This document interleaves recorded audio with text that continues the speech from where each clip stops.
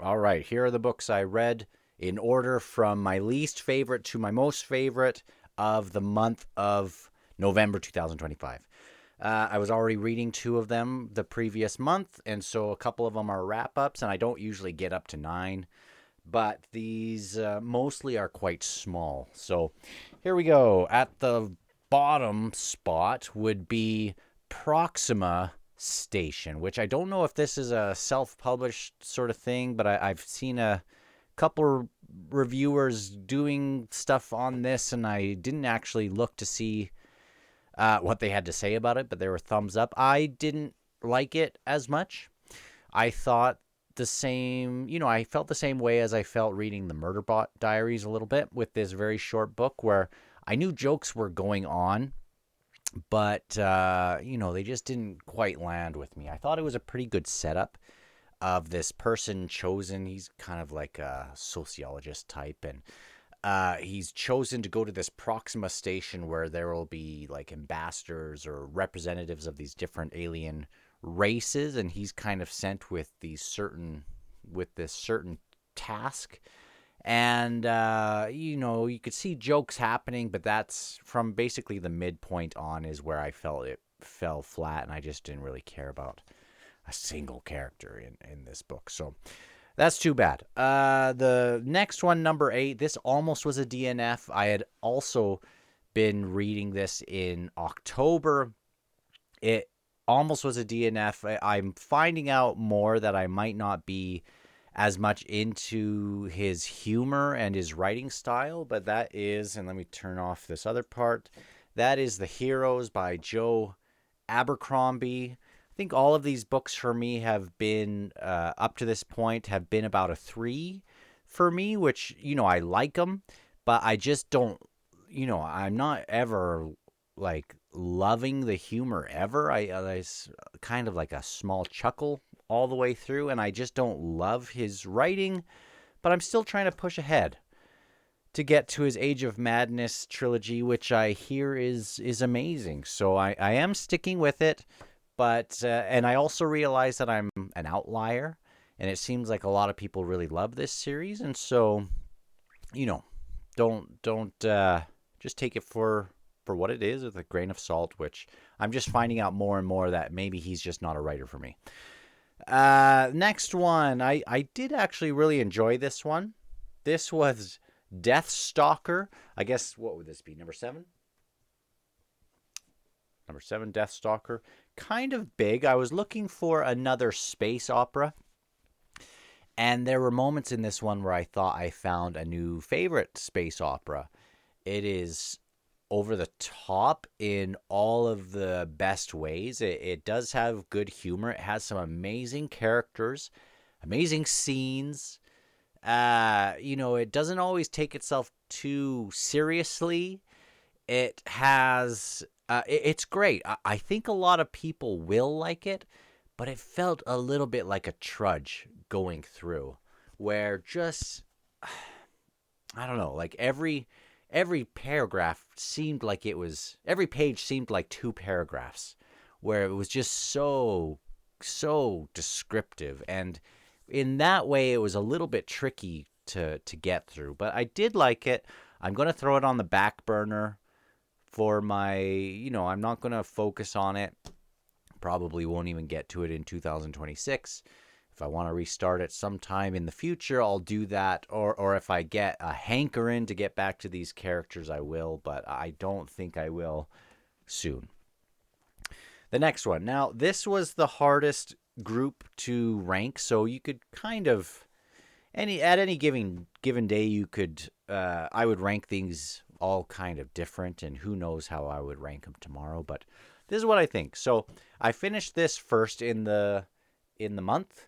The Jewel in the Skull, which is the first of with Hawkmoon, and the first of the History of the Runestaff series, which is related to Michael Moorcock's Eternal Champion overall sort of thing going on, the multiverse sort of thing, where there are instances of this Eternal Champion who is sent to battle, kind of bring balance between order and chaos. Hawk Moon is one of these. It has this future version of Earth where like nukes have happened and things, and there's been a power vacuum, and it takes place in Europe. We have Grand Britannia, or whatever it's called in this, where there is an emperor living in like this bubble, kind of like in a stasis thing with this old man sort of body and like a tongue that he uses to control things. It's very sci-fi in some ways, which I like. Unfortunately, I didn't get to more of this and more of Elric this month, but this shows you how much I really like the books after this. If this would have been a big chonker book, I wouldn't have liked it as much, but I do really like Michael Moorcock's writing so far. I've loved everything so far. Number 5. This was tricky to put here. I thought I would like it. I thought it would be a little bit higher, but Larry Correa's Academy of Outcasts has a magical school setting. It has, at first it kind of reminded me of Red Rising, where it has this split, this class system, and we had the Reds in Red Rising and the Golds in the Golds. And this one starts in these different realms that are separated, and our main character is living in the Fire realm. And in the very center, or there are these doorways to this other realm that has doorways to all the other realms. You know what I mean? It's kind of like the Fire realm is a spoke on this wheel to this other, and you could go there, and then you could go through doorways to these other realms, and the doorway only is open to one of the realms every day, and there's fire and lightning and earth and death, and one of the realms is shut off. And it's interesting. I thought it was good. The next one will be, I think, May or June. I'll definitely be reading it. I thought it was fun and funny. I thought the characters were quite good. The supporting characters were great. At least a couple of them were. And it set up the next book quite nicely. It was a surprise. I liked it quite a bit. This next one is The Broken Sword by Poul Anderson. Came out around the same time as Fellowship of the Ring. This might be a masterpiece. I'm not sure. But it's already on my TBR. I don't know when, but it's already one that I want to reread again. Just there's something interesting about this type of fantasy. The writing was amazing. It might not be for everyone. It's a little antiquated feeling, but it felt a little bit like a Brothers Grimm in some ways. It has these two brothers who are half brothers, and we are watching their different POVs, and one has, they both are raised very differently, and one is like part troll, and so he gives into these, he's very vicious in that way, and they're on this collision course from the very start of the book. It's fantasy in the ways that there are trolls and shape-shifting witches and elves that are very mysterious and people are afraid of them. It's that kind of old school type of thing. It kind of reminded me of reading Beowulf at times. I liked it. I liked it a lot. I don't think everyone will love it, but it is short, and I thought it was great. So, and I'll be looking for more from that author.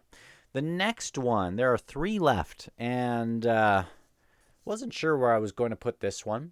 The Theft of Swords by Michael J. Sullivan.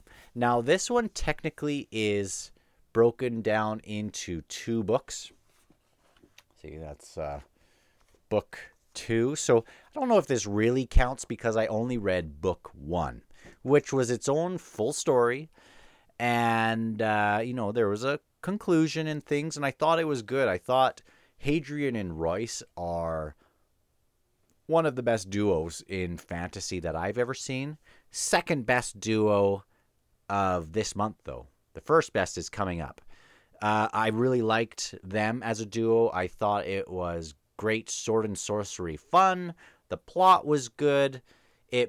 opened up a world that I am interested in, and I think I'm mostly, even though I love characters, I think I am world building first for the most part. If I care about the world and the overall plot, I think that does, that's what grabs me most. But sometimes there are just characters that are so great, and this had both of those for me. I really liked this. This was a surprise.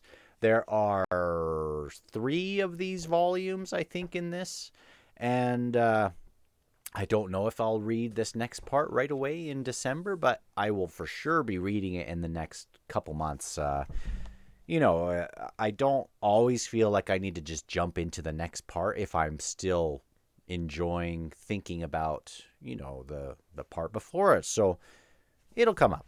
It'll come up. Okay. The last 2. The first one here, number 2, was a major surprise.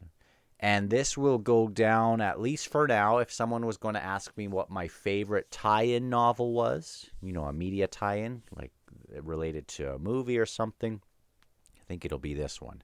And it is Batman Resurrection, my second favorite book of this year, and it will probably be in my top 10 of the entire year. Now, John Jackson Miller, I have read Kenobi from the Star Wars universe, EU or whatever, and it's written by John Jackson Miller, and I really liked that. I loved this. This is a direct sequel to the 1989 Batman, and I thought it was just so great. The Batman with Michael Keaton and Jack Nicholson. That's my favorite Batman, because that's the one. My brothers taped that on old beta, I think, or it was either VCR or beta, but I had the TV version of this, of the original 1989 Batman, and I just watched it over and over and over. And so this is a good sequel to that. I would recommend watching that movie again and giving this a try. Now, there is another one, which is called Batman Revolution, which came out a month ago or a couple months ago. That's why I decided to pick this one up, because people have been given these great reviews and have said even the next one's even better. I loved this. I am not the biggest Batman fan in the sense that I really haven't read comics of it, and I didn't watch the animated series much. I've liked some of the games. I like his character, but it's really 1989 Batman that holds a place in my heart for me. So I really, really like this, and I would recommend this to just about anyone, right? And you'll know maybe if you're the type who would be, just give it a try. You'll know. But as a fantasy reader and things, I thought it was good. The villains in it, a part of the surprise is figuring out who it is.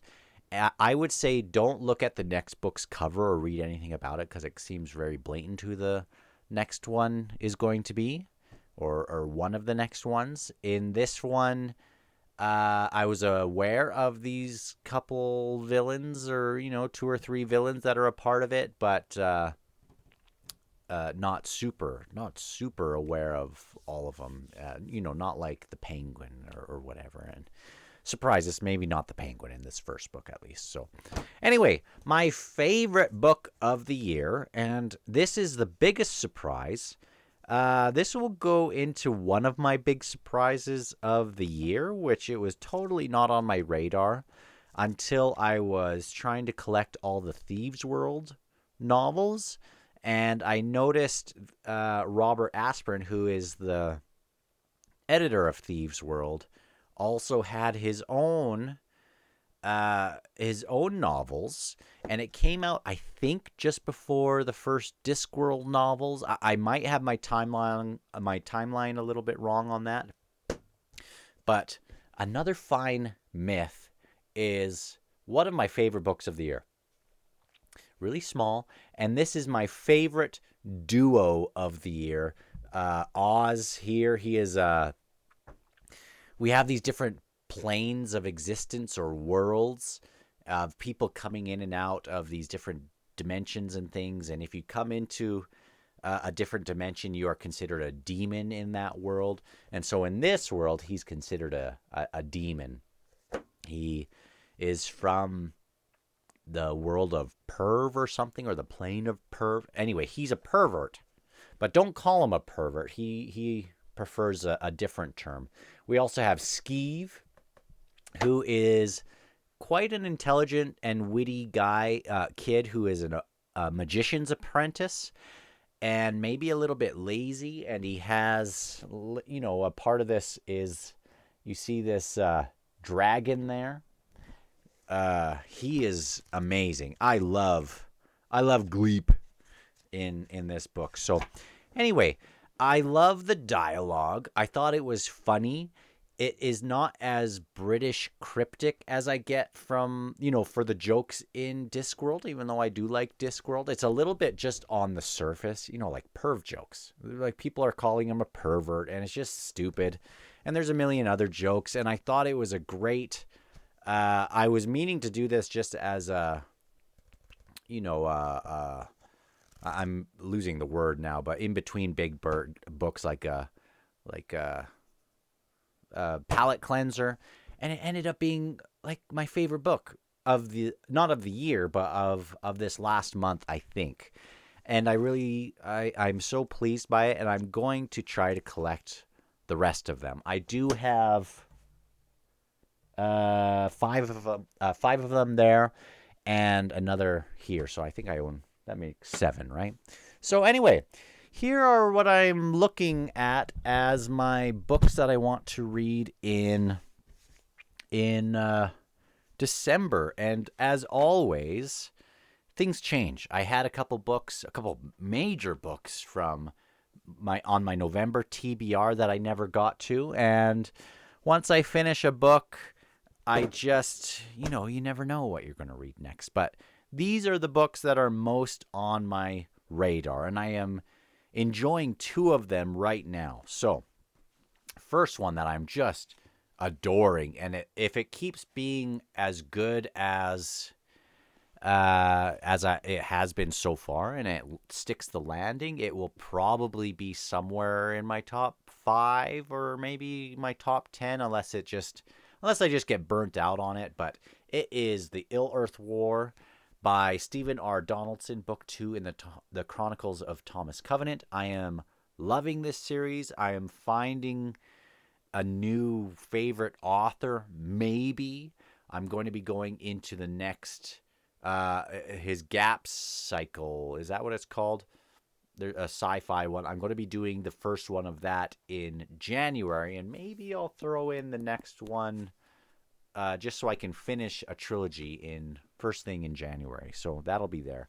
I'm also enjoying Lord of a Shattered Land by Howard Andrew Jones. Very sci-fi, very split up into little episodic chapters, but they all go together. That has a map, and we're following his adventures through. It's very Hannibal, not Hannibal Lecter, but Hannibal of Carthage, and how they feared Hannibal. And even though this book starts with basically the destruction of, the Carthage adjacent, just the thought that Hannibal might be out there is enough to send Rome into a tizzy. And this it is Hanuvar, who, and things happen quick. This first picture happens that's the very first story. Really cool. I am really enjoying that. I'm not trying to rush. I'm trying to do a story every day or two until I get through it. So I am liking those a lot. So these next ones are the ones I'm looking at. And these first couple are the ones for sure I want to get to. And then we'll see how the mood strikes. Sometimes December gets a little busy, but we'll see. I for sure want to get to Fritz Leiber's Sword and Deviltry, number 2 in the Fafhrd and Grey Mouser sagas. I'm really focusing on these types of books over to my right here, right?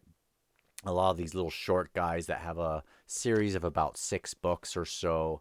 very sword and sorcery. I really want to focus on that this year so that by the end of next year, I can give a more informed opinion on those. But if you would like to join and see what I think about these as it's going, make sure to subscribe and keep track. Stay tuned. Let me know what you like in these. But this is high on my list of things I am really looking forward to. I need to do another Weird of the White Wolf. I really want to focus on one of those a month or even 2 a month. I want to finish at least the first 6. I think first 6 in publication, and I know there's another 6, I think. So I love that cover. So I want to finish that. And I'm getting a cold, so I better finish. I do think I'll do another, is called Myth Conceptions. So kind of it sounds like a lisp there, but it is the sequel to, what is it even called? Another Fine Myth. If I get the hankering for something funny again, I know that this probably won't disappoint, and I'll throw that in there. I would like to catch up also on the Dresden Files. I actually really liked the first 3 books. I thought they were all great adventures. I think, of all the kind of fantasy and things, I'm a big fan of gothic sort of vampires and werewolves and, that's all my favorite kind of stuff. So this series feels very tailored to me. We just found this Michael character in the last book who is awesome. I think I'm going to like it more and more as things go, and we'll see. I would like to read at least a few of them this next year and try to catch up a little bit on that. Another one, I would like to go into the Vorkosigan. What is it even called? I better find it. Vorkosigan saga. Another very popular series. I think that Jim Butcher said that maybe Lewis McMaster Bujold or however, is one of his favorite authors. And so if Deathstalker is not going to be the space opera that I'm going to really stick with at the moment, I'm going to give this a try. And I know The Expanse is always waiting for me with how much I loved that. I'm surprised I'm not throwing that in. But maybe when I get to choosing this, I'll choose either this or the next in The Expanse. So I have a few more books that if the mood strikes, they are high contenders for being ones that I would like to get to. I am waiting just for the perfect time to get to Shadows Upon Time. This was going to be in my November TBR. I would like to do this just so I can finish the series. I am not one that would call this the best sci-fi of all time, but I have really, really liked all of the books. Right? So these would all be about a 4 or 4.5 to me. And I am actually looking forward to a reread of these. It'll probably happen sooner than later with how much I've enjoyed them. This is the series where I love looking at the covers on my shelf. I just adore these hardcovers. And, I'm just waiting for the right time. And it might start this month. Who knows? The last 3 that are contenders of ones I would like to do. I've never read David Gemmel, so I might start Legend. Who knows? I am a little resistant to start new series since I have so many on the go. But, if the mood strikes, I'll do that. But again, I want to focus on finishing things. The next one, another one that, I've had this on my list for the last 3 years to start. I would like to do that. All right, and my last one. Sorry, I have to figure out how to pause this better. Had a little interruption. My last one, since we're in the Christmas sort of season, Christmas season for me has often been Star Wars growing up. I don't know what it is about the Star Wars or the Christmas season and the original trilogy. I did read a few Star Wars EU books this last year, and I've really liked them. I'm actually considering rereading one already. I'm considering rereading Heir to the Empire. I don't know because I never finished the trilogy, And so I'm considering maybe doing this on audiobook while I am working on a bunch of other stuff. Since I've already done the book, I've already read the book, I'm considering just listening to it while I'm running around doing things. And anyway, but there are a number of other Star Wars books that are contenders too. I would like to do more of the Bane, whatever it's called, Darth Bane. Revenge of the Sith, I hear, is a great novelization. I have a number of them on the go. I'd like to do the X-wing books, the Han Solo trilogy. There are other ones, but I think I would like to do this again and then actually finish that Thrawn trilogy, because I really liked the first two so far, and I'd be happy to reread it again just for fun. So, what are you reading? And have you read any of these? Do you like any of these? Do you think there should be other ones that I should throw on the list or prioritize? I mentioned a lot of books that could be coming. I bet by the end of the month I'll have read half of them. Half of them. I have a cold. And, or I will have switched out half of them, or who knows. So, anyway, talk to you guys later. Bye-bye.